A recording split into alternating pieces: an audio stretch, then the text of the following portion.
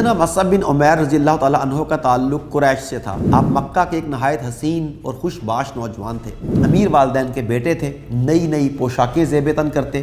رسول کریم کبھی ان کا تذکرہ کرتے تو فرماتے مکہ میں مصعب سے زیادہ کوئی حسین خوش پوشاک اور پروردہ نعمت نہیں ہے، لیکن ان کی نعمتیں بالآخر ان سے چھن گئیں۔ آزمائش کا طویل سلسلہ شروع ہوا۔ ایک دن صحابہ کرام اللہ کے رسول کے گرد بیٹھے تھے کہ سیدنا مصعب آ گئے۔ آج ان کی پوشاک ٹاٹ کی تھی، سطر بمشکل چھپا ہوا تھا۔ صحابہ کی آہیں نکل گئیں، آنکھوں میں آنسو آ گئے۔ آپ کی زبان پر مسلسل قرآن پاک کی آیت کریمہ کی تلاوت جاری تھی۔ نیزے کی انی آپ کے سینے سے پار ہو گئی، آپ زمین پر گر گئے اور شہید ہو گئے۔ جب ان کو دفن کرنے لگے تو کفن میسر نہ تھا۔ ایک چھوٹی سی چادر میسر آئی جس کو سر پر ڈالتے تو پاؤں ننگے رہ جاتے، پاؤں پر سرکاتے تو سر ننگا رہ جاتا۔ سیدنا مصعب بن عمیر رضی اللہ تعالیٰ عنہ کا تعلق قریش سے تھا۔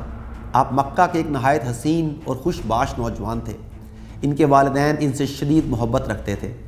جب انہوں نے اسلام قبول کیا تو ان کے والد وفات پا چکے تھے۔ اپنی والدہ خناس بن مالک کے پاس مقیم تھے جو نہایت امیر کبیر عورت تھی۔ سیدنا مصعب نہایت خوبصورت تھے، امیر والدین کے بیٹے تھے، نئی نئی پوشاکیں زیب تن کرتے۔ ان کی گفتگو میں اس قدر مٹھاس اور چاشنی تھی کہ سننے والے اش اش کر اٹھتے۔ اتنے ذہین اور فطین اور باتیں اتنی مزیدار کرتے کہ مجلس میں جان ڈال دیتے۔ ان کے ساتھی ان کی آمد کا انتظار کرتے اور جب وہ مجلس میں بیٹھ جاتے تو سب خاموش ہو کر ان کی طرف متوجہ ہو جاتے۔ رسول کریم کبھی ان کا تذکرہ کرتے تو فرماتے مکہ میں مصعب سے زیادہ کوئی حسین خوش پوشاک اور پروردہ نعمت نہیں ہے، لیکن ان کی نعمتیں بالآخر ان سے چھن گئیں۔ آزمائش کا طویل سلسلہ شروع ہوا۔ صحابہ کرام قریش کی نگاہوں سے بچ کر اسلام کی دعوت کو آگے پھیلا رہے ہیں۔ مکہ مکرمہ اس زمانے میں کوئی بہت بڑا شہر نہیں تھا، وہاں کسی بھی قسم کی سرگرمیوں کا مخفی رہنا محال تھا، اور قریشی خاص طور پر یعنی قریش مکہ مسلمانوں پر خاص گہری نظر رکھے ہوئے تھے۔ ایک دن عثمان بن طلحہ عبدری نے اپنی آنکھوں سے مصعب کو دار ارقم میں داخل ہوتے دیکھ لیا، اور پھر دوسرے دن دیکھا کہ وہ رسول اللہ جیسی نماز پڑھ رہا ہے۔ عثمان نے جا کر ساری بات ان کی والدہ اور خاندان والوں کو بتا دی۔ پھر بعض دوسرے لوگوں کے ذریعے بھی مصعب تک ایسی خبریں تسلسل سے پہنچ رہی تھیں۔ انہوں نے اپنے لخت جگر کو رسیوں سے باندھ دیا، خوب مارا، سارے طریقے آزمائے، مگر ان کے ارادے کو نہ بدل سکی۔ ادھر مسلمان حبشہ کی طرف ہجرت کر رہے تھے۔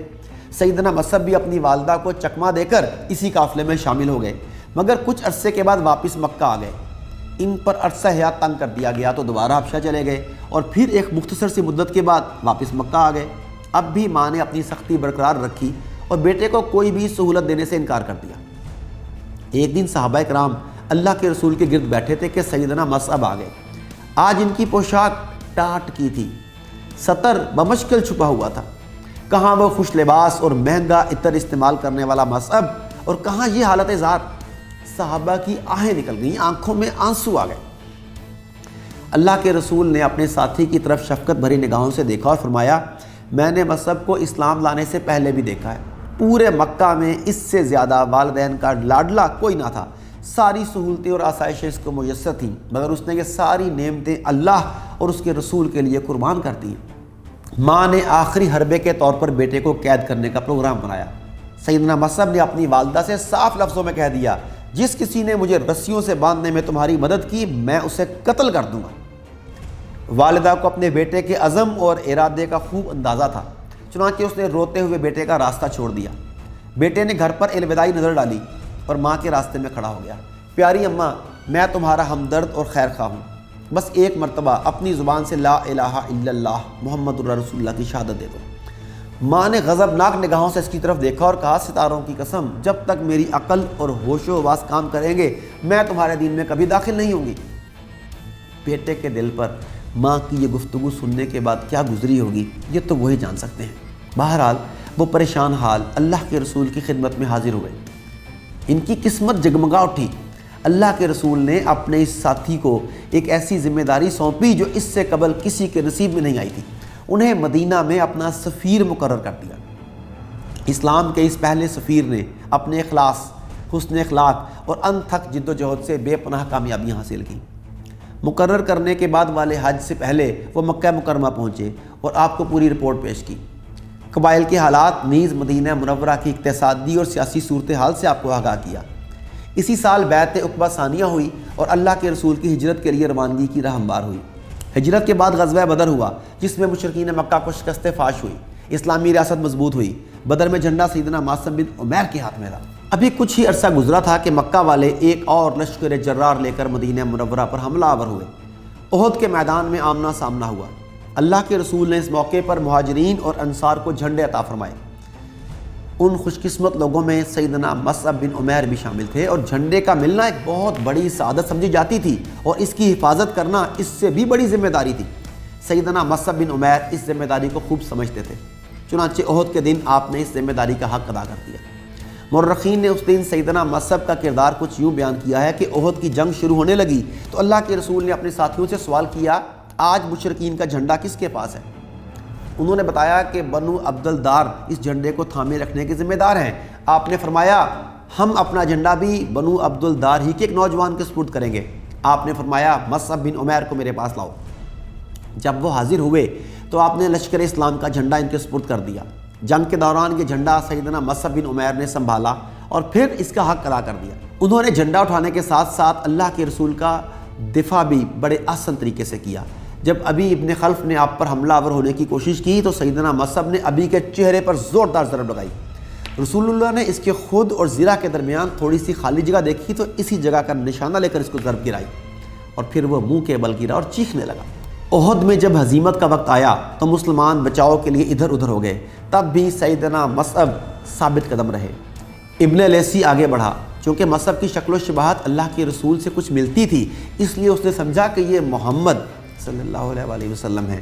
موقع غنیمت جانتے ہوئے سیدنا مصعب کے داہنے ہاتھ پر زوردار وار کیا، ہاتھ کٹ گیا تو آپ نے جھنڈا بائیں ہاتھ میں پکڑ لیا۔ اس نے بائیں ہاتھ پر تلوار کا وار کیا، بائیں بازو بھی کٹ گیا۔ اس وقت آپ سورہ آل عمران کی آیت نمبر 144 تلاوت فرما رہے تھے، جس میں ہر حال میں ثابت قدم رہنے کا اشارہ ہے۔ اب سیدنا مصعب نے کٹے ہوئے بازوؤں کے بقایا حصوں کو سہارا دے کر جھنڈے کو سینے سے لگا لیا۔ اب کی بار ابن لیسی نے نیزے سے حملہ کیا۔ آپ کی زبان پر مسلسل قرآن پاک کی آیت کریمہ کی تلاوت جاری تھی۔ نیزے کی انی آپ کے سینے سے پار ہو گئی، آپ زمین پر گر گئے اور شہید ہو گئے۔ شہادت کے وقت عمر مبارک 40 سال تھی۔ جھنڈا زمین پر گرا تو سیدنا علی نے آگے بڑھ کر جھنڈا سنبھال لیا۔ مارکا ختم ہوا۔ اللہ کے رسول دیگر صحابہ کے ساتھ شہداء کو الوداع کہہ رہے تھے۔ ان صحابہ میں سیدنا مصعب بھی تھے۔ سیدنا خباب بن ارت نے آنسوؤں کی برسات میں انہیں یوں نذرانہ عقیدت پیش کیا کہ ہم لوگوں نے محض رضائے الہی کی خاطر اللہ کے رسول کے ساتھ ہجرت کی، اس کا اجر و ثواب اور بدلہ یقیناً اللہ تعالیٰ سے ملے گا۔ ہم میں سے کچھ ایسے بھی تھے جنہوں نے ہجرت کا بدلہ دنیا میں ہی پایا، کچھ ایسے تھے جن کو کوئی مادی فائدہ دنیا میں حاصل نہ ہوا، جن میں مصعب بن عمیر بھی شامل تھے۔ جب ان کو دفن کرنے لگے تو کفن میسر نہ تھا۔ ایک چھوٹی سی چادر میسر آئی جس کو سر پر ڈالتے تو پاؤں ننگے رہ جاتے، پاؤں پر سرکاتے تو سر ننگا رہ جاتا۔ ان کی شہادت کی خبر نبی کریم کو دی گئی۔ آپ تشریف لائے، اپنے پیارے ساتھی کی ناش کے قریب کھڑے ہوئے، آنکھوں سے آنسو روا تھے۔ آپ فرما رہے تھے مومنوں میں کچھ ایسے لوگ ہیں جنہوں نے اپنے رب کے ساتھ کیے ہوئے وعدے کو سچا کر دکھایا، اور مصعب انہی میں سے ہیں، اور مصعب وہ ہیں۔ مصعب، میں نے تمہیں مکہ میں دیکھا تھا، تم سے زیادہ نفیس لباس اور تم سے زیادہ خوبصورت بال کسی کے نہیں تھے۔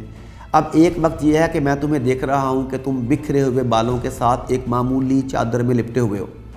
پھر آپ نے تمام شہداء کی طرف ایک نظر ڈالی اور فرمایا اللہ کا رسول گواہی دیتا ہے کہ تم قیامت کے دن شہداء میں اٹھائے جاؤ گے۔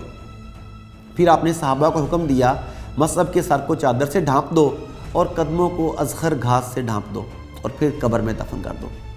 مارکہ احد کے اختتام پر مشرکین مکہ کی جانب سے شہداء کی لاشوں کا مسئلہ کیا گیا تھا۔ ان کے ناک، کان اور دیگر اعضاء کاٹ دیے گئے تھے، آنکھیں نکال دی گئی، پیٹ پھاڑ دیا گیا، کلیجے نکالے گئے۔ ان شہداء میں سیدنا مصعب بن عمیر بھی شامل تھے۔ شکل و صورت کائنات کے امام سے ملتی تھی، اس لیے ان کی شہادت کے بعد ان سے ایسا رویہ رکھا گیا۔ یوں رسول کریم کے پہلے کامیاب سفیر اور زبردست مجاہد اپنی آخری منزل کو سدھار گئے۔